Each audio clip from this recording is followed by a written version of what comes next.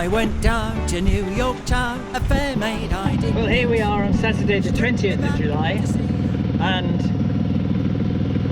I thought I'd escaped the Azores high. We had a couple of days, well, a good 24 hours of a nice, brisk, westerly breeze. We made 130 miles in a day, and I thought, yes, we're on our way, but no, we're not on our way. The Azores seems to like me so much that the high has extended up and it's caught up with me again.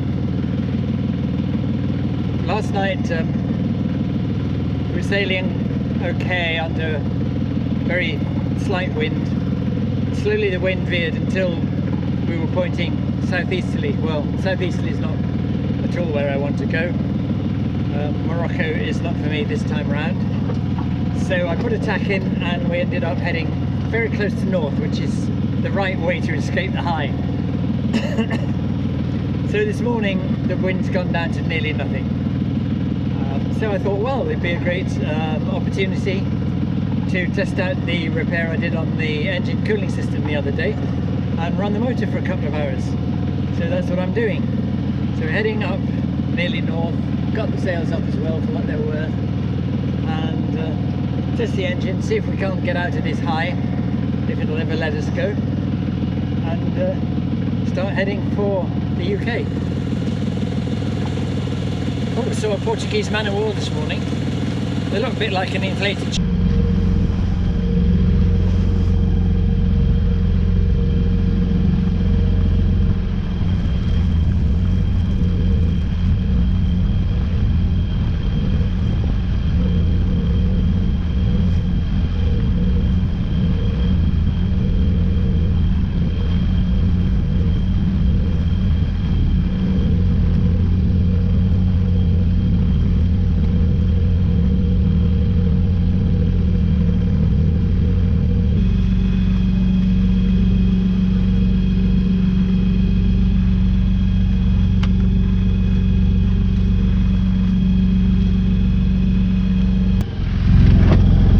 here I am, motoring across this completely calm and virtually windless ocean.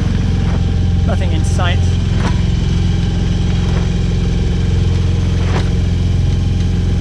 Very flat. Nothing to sail with. Now the big question is, how much diesel do I have? I don't have enough diesel to motor home. The tank's about 5 gallons. This is of course a sailing boat, not a motor boat. So really I just carry diesel to get into port. So I'm going to motor for another couple of hours and then see what's what and consider waiting. Anyway, one thing that we proved is that the cooling system problem on the motor, touching fingers and crossing wood, is hopefully okay now, because the motor's been running for what, 4 hours, and there's been no alarms or anything, it seems.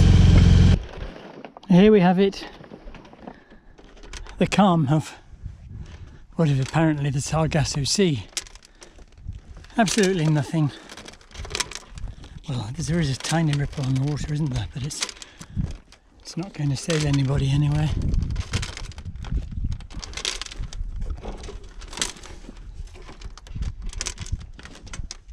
All the same all the way around. I can't motor forever ever, so I've taken the sails down and I shall await the wind.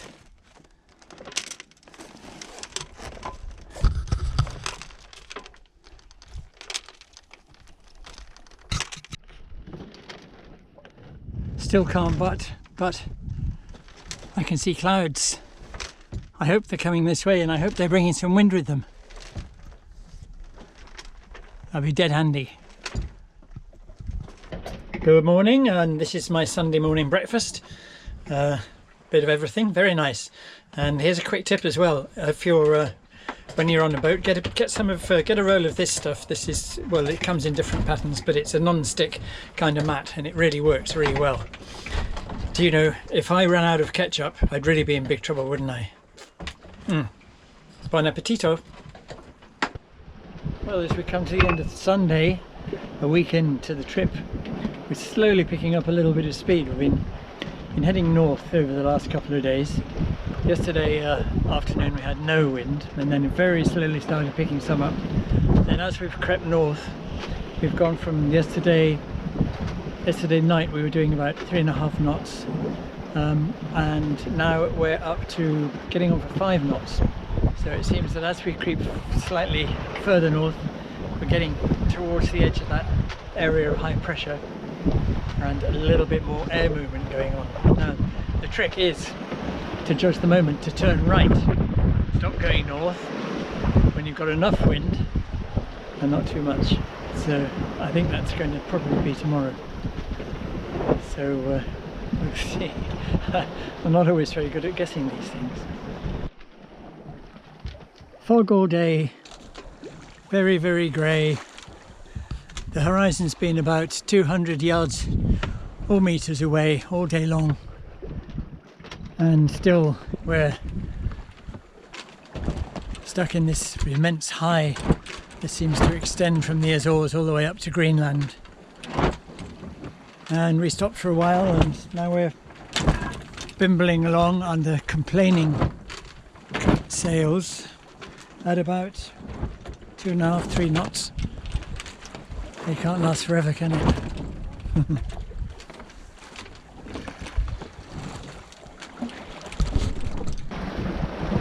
So Tuesday morning, and it seems that we've now picked up this southwesterly airflow, and so I've changed course, and instead of heading north I am heading 70 degrees, which is directly towards the Bristol Channel, and that feels quite good. And that means that we're now going downwind, and the sails are goose winged and working well. There is however one bit of a problem. Well, it's not really a problem, it's a breakage. I went downstairs to celebrate and get my cup of tea, and there was quite a loud bang and a crash, so I came out to have a look, and see what's happened is this. Let me show you.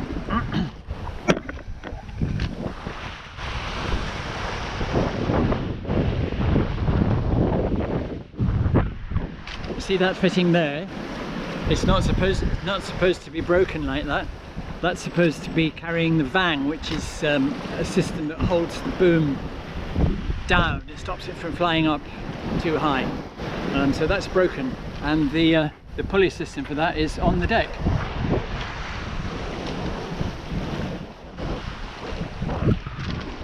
So this journey will continue without a vang. I don't have a spare for that.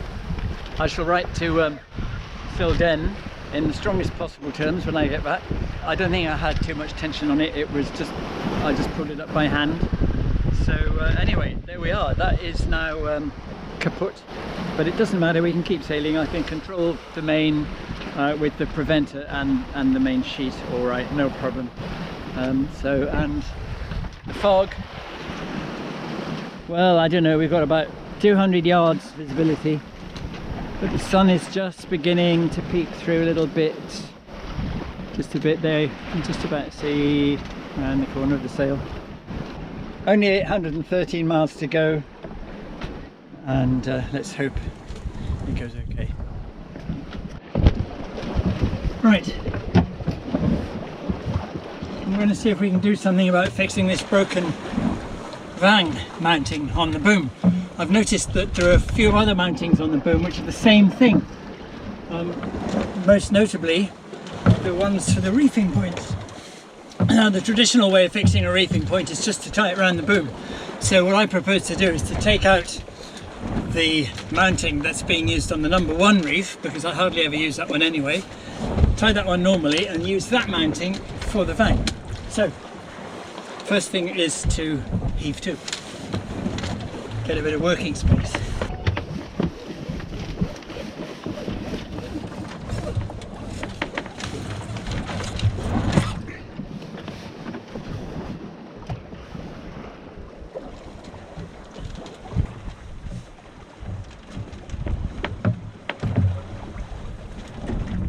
go. There we are.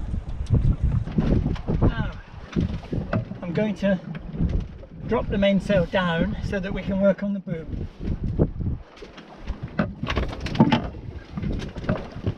A couple of sail ties ready.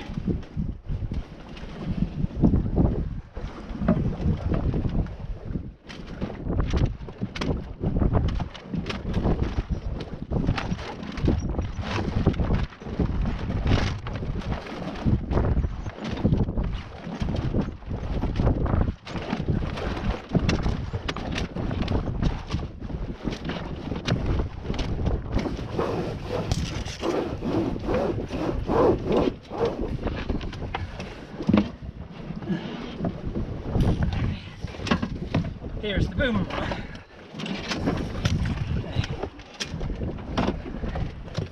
Now what I need to do is this dark bit at the end has to be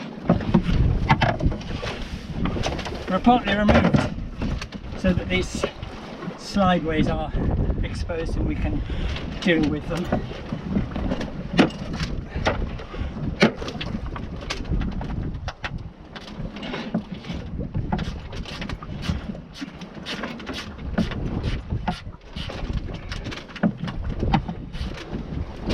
Say, try and get some slack on the outboard here. Come on. That's it. It's tight. Something else that needs maintenance apparently.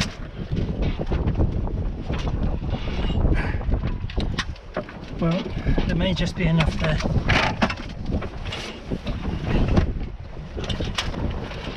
Oh yeah, lovely. Now,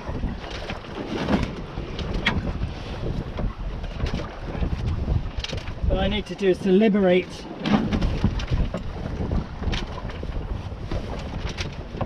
this chap on the left here.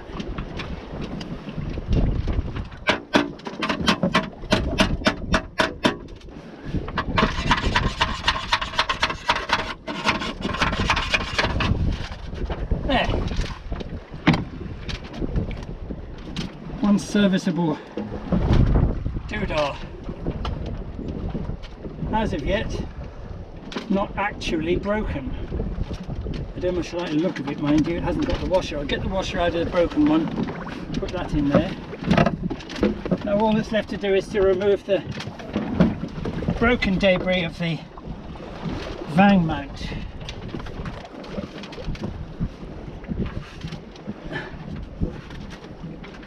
Here it is, the broken little jump to it. So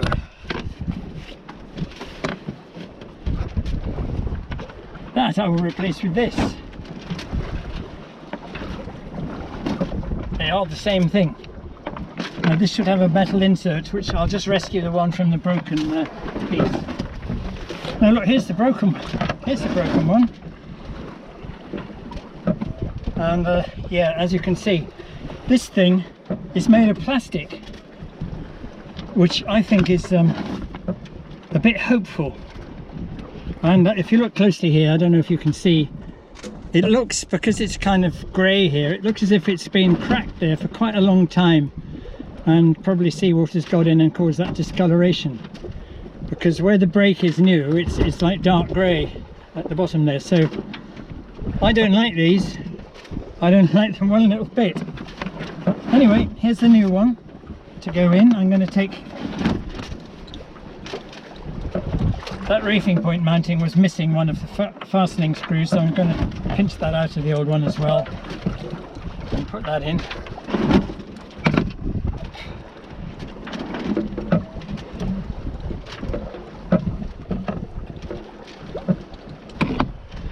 Right, I shall now install that back on the boom where it should be.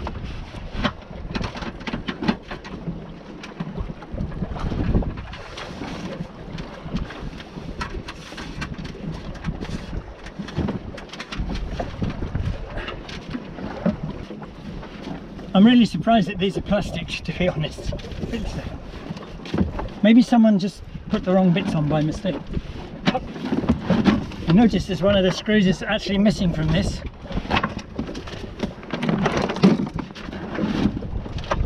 It's a miracle this boat went as far as it did, really, isn't it? So I'm going to pinch the other screw out of the other out of this, what is now a donor broken spare parts department.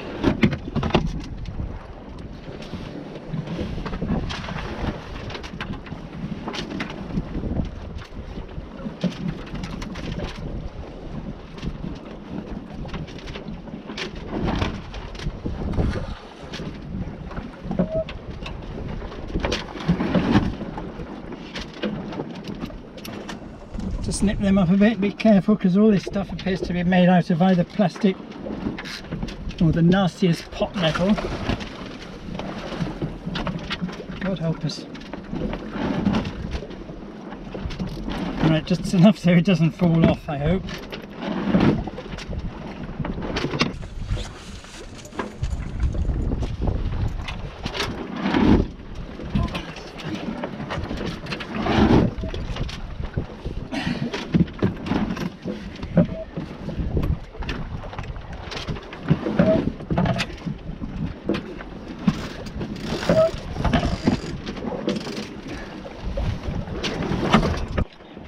Right, so here we are sailing, what fun, with a vang and the first reef done in the traditional manner.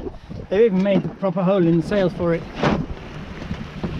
So the first reef's now done like that, which is fine and perfectly normal, and the vang is now reattached, and I'm now painfully aware that it mustn't be knot up too tight. There will be words. There will be words. The thing is, you see, 7 knots of wind, which is roughly what we've got at the moment, isn't really a bad thing. I mean, we're moving at 3.5 knots or so. The problem is that there's lumps and bumps in the sea, and those lumps and bumps make the boat sway around, and when the mast sways back and forth, as soon as the mast at the top is going more than 7 knots, it's going faster than the wind is coming, and the sail backfills, and then when it swings the other way, bang, the wind fills it up, then it backfills. Each time your boat rocks, it backfills and then it bangs back into place, which is not restful, and it's not spectacularly good for the sails or the rigging either. But what can you do? Got to keep moving, and I don't have 2,000 litres of diesel, not that the engine would propel the boat any way. Little engine on this, if it's absolutely flat out, screaming its head off, is at just over 5 knots in calm water. So it's definitely auxiliary. But as you can see, this is sails slatting, backfill, bang, every time. Whoa. Little bit more wind. We need enough wind to overcome the mast when it swings away from the wind. Oh, you New York girls, can't you dance the polka? Yes, away, Santi, my dear Annie. Oh, you New York girls, can't you dance the polka?